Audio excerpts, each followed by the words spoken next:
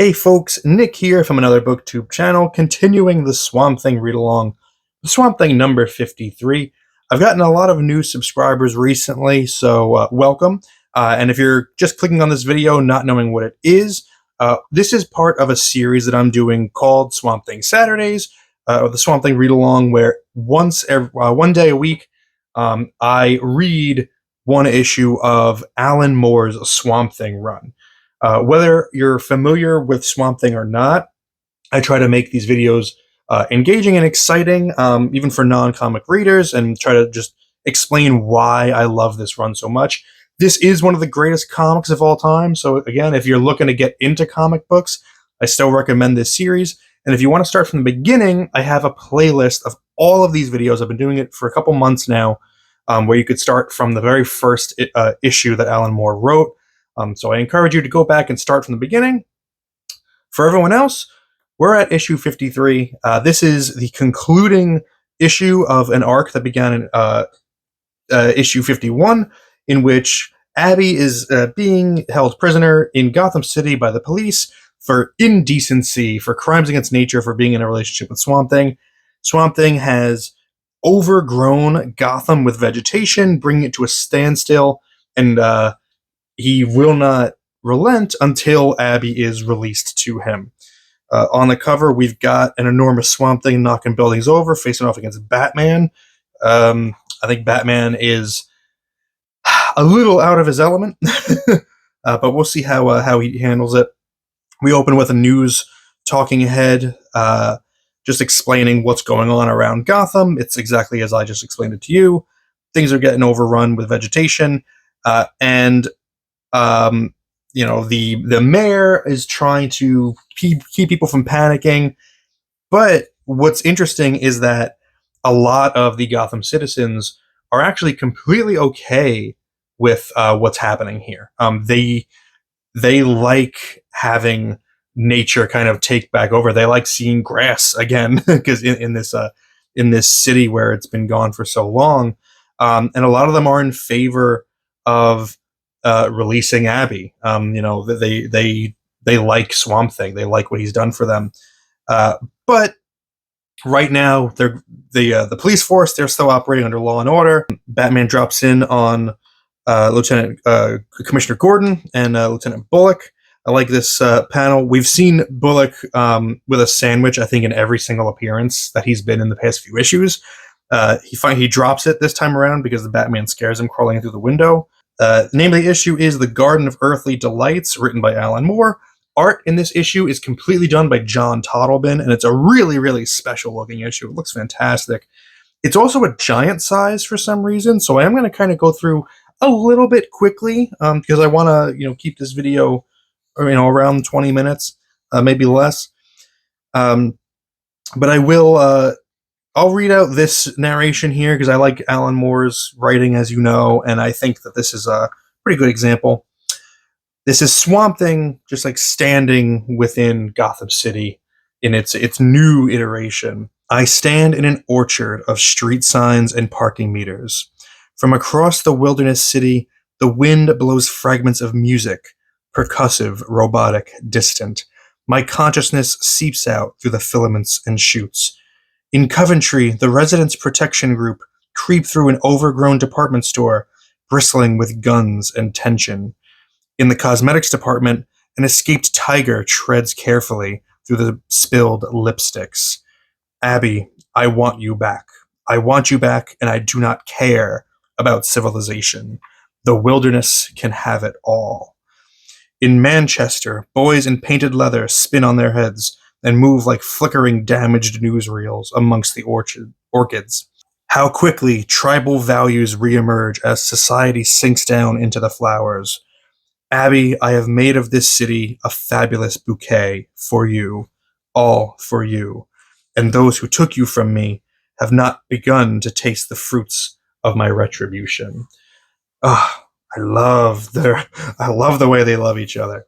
Another issue is arising that the sweet potatoes and tubers that grow from Swamp Thing are being eaten by people off the street, and as we've established in previous issues, they have hallucinogenic properties. So now, not only are people walking around naked in Central Park. Not only are kids playing on these new vines and trees, but now random people are tripping balls because they didn't know what they were getting into. Abby and Swamp Thing are still kind of communicating in a way, like sort of telepathically. Love the way that John Totleben does like stuff like this. Like I don't know how this works. Like I don't know if this is like a separate screen. I don't know if this is like I don't know how this looks so different than these images. Really interesting technique. I just don't know enough about it. Meanwhile, the government heads have recruited Lex Luthor to try to figure out a way to stop Swamp Thing, and they're telling him like he's invulnerable. There's nothing that can be done, and he says, "I know invulnerable. He's been dealing with Superman forever."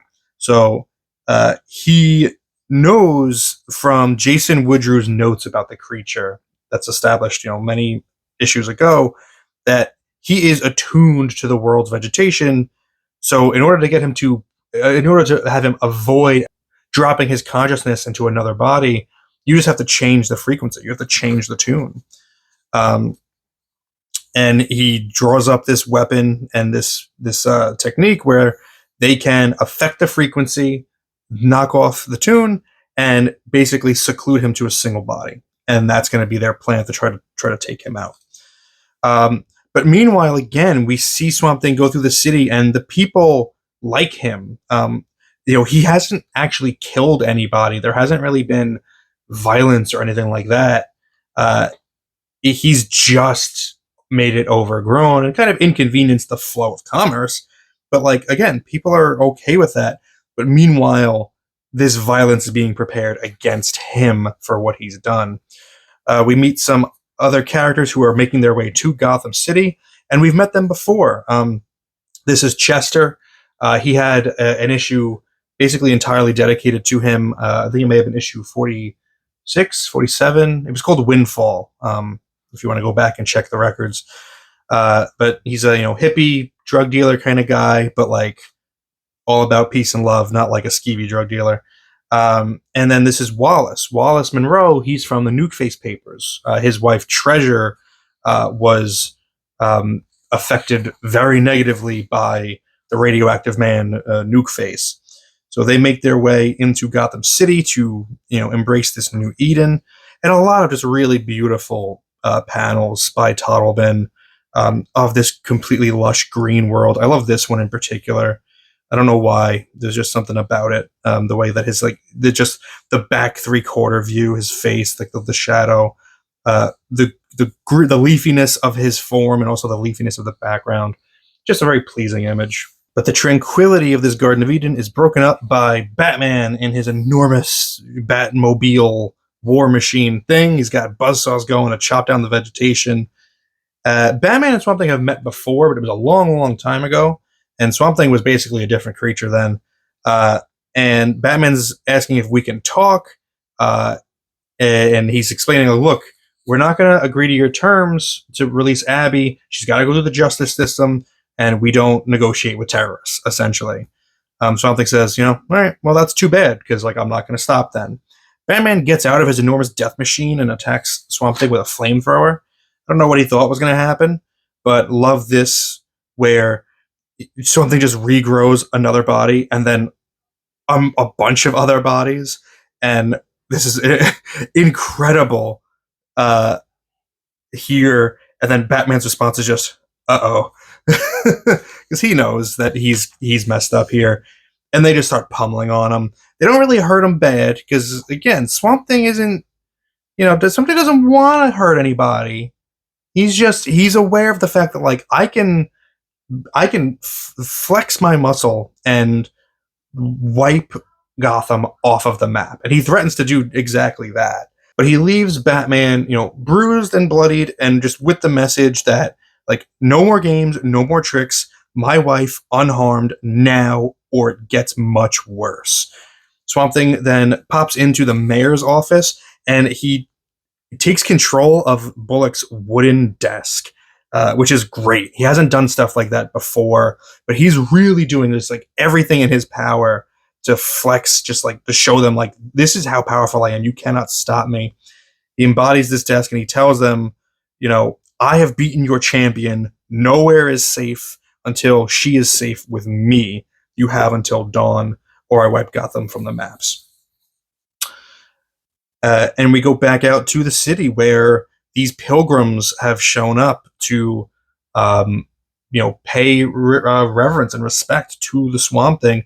This little girl runs right up to him with a flower, and he smiles. He puts her on his shoulder, and he's being celebrated. The people aren't upset by this. It's only the law and order folks who can't make heads or tails of it. We get more people being interviewed on the news talking about why they support Swamp Thing. I like this one here in particular. My class studied the rainforests, how they process our oxygen, how they'll all be gone within 40 years. One kid asked, what will we breathe then? I couldn't answer him. That's why I'm behind the Swamp Man. Meanwhile, we have Batman bandaging up his broken arm, putting his glove back on, and he knows like his job's not done. He's gotta keep working at this.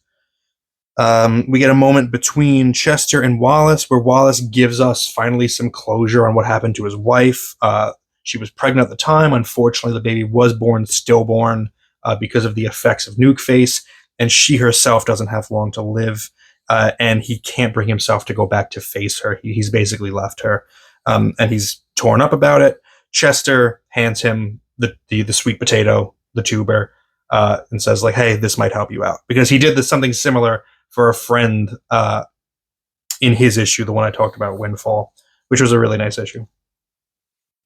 Meanwhile, Batman, Bullock, and Gordon are talking this through, and Batman, of all people, is the one who's like, we have to surrender. Like, this thing is basically a god. There's nothing that we can do about it. Swamp Thing sends a plague of bugs at them. So now they're being irritated by bugs, and they hear this enormous noise. They think it's maybe the subway at first, but the subway lines are all blocked up with vegetation. What could it be? Batman says, it's redwoods. And are you ready for this page turn? Are you ready to see what you're about to see? Because this is one of the best images ever drawn in a DC comic book. And if you've never seen it before, this is the last moment of your life where you'll go not having seen this image. So just take a moment to appreciate that. And boom, there you go. One of the most awesome pages I've ever seen in a comic book. I am blown away by this. Incredible. Just it's like the shortened spine, the rib cage on the side, the pointy he's so cool. Such a great page. And he delivers another warning. It's kind of repetitive, honestly. But he's saying, like, look, you thought that it couldn't get worse, but don't delude yourselves. There are no limits to my power. And he makes this threat. There is flora in the human intestinal tract. Do not tempt me. This is the last time I want my wife. No more delays. He's threatening to just go into these people's bodies, take over their flora in their intestines, and just explode them from the insides. He leaves this husk behind, and it just collapses into the street. And Batman says, I have to talk to the mayor now.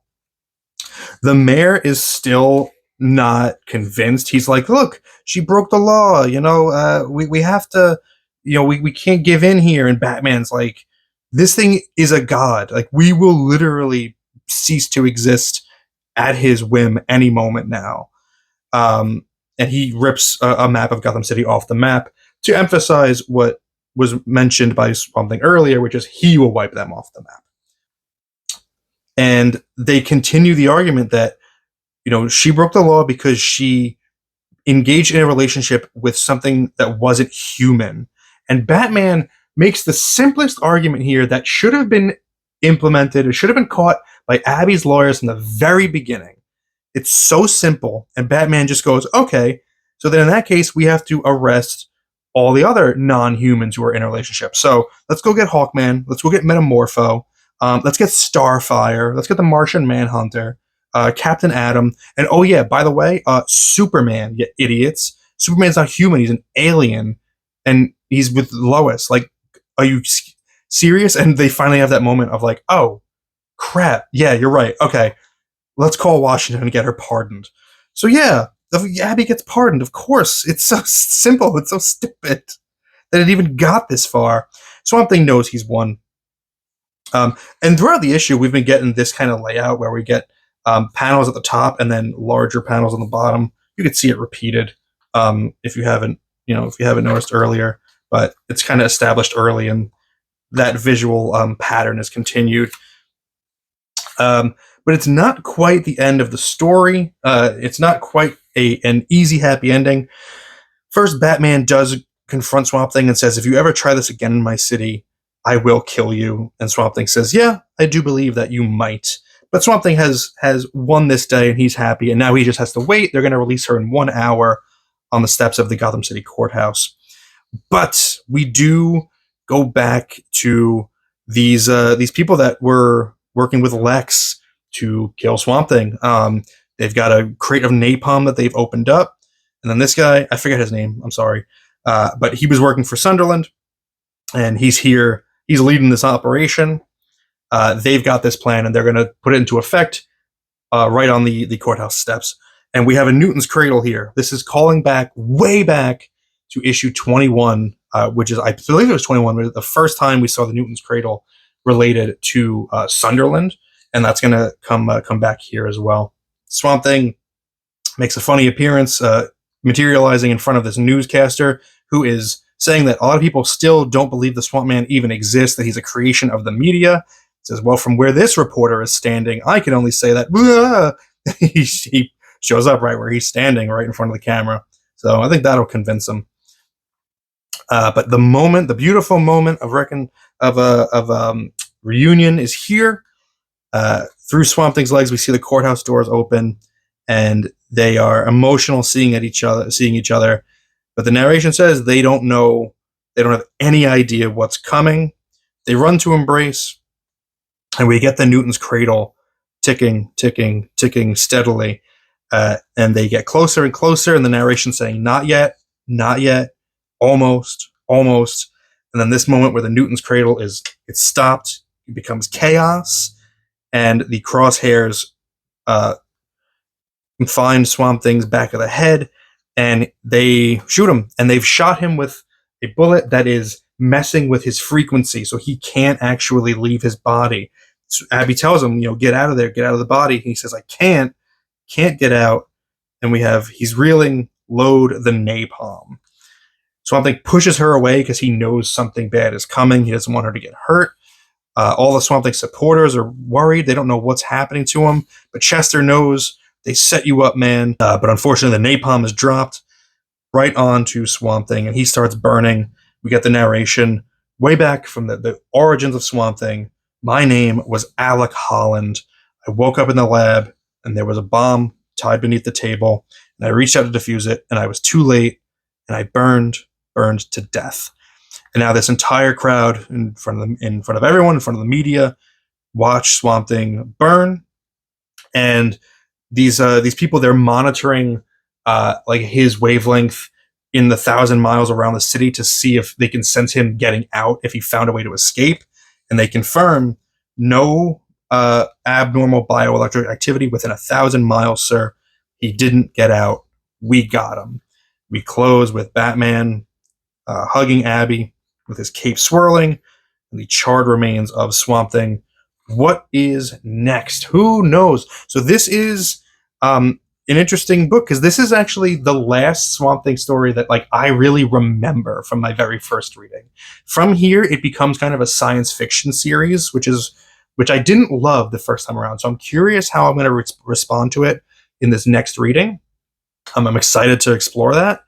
But yeah, I really don't remember a lot of what happens beyond this point. But one thing to note here, we have the editorial from Dick Giordano where he announces Batman Year One is coming, and Batman the Killing Joke is coming. So that puts into perspective where we are in history here. But yeah, that concludes this story arc, and it's one of my favorites, even if it does stretch credibility a little bit, like how long it took them to realize that Abby should let go, the quickness with which the Gothamites took to this new Garden of Eden and just became completely oh yeah, we love Swamp Thing.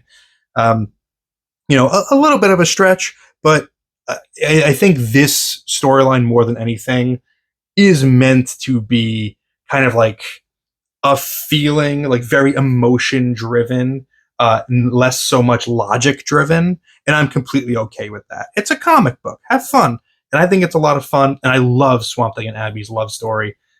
It's just beautiful. They're my favorite couple in all of media.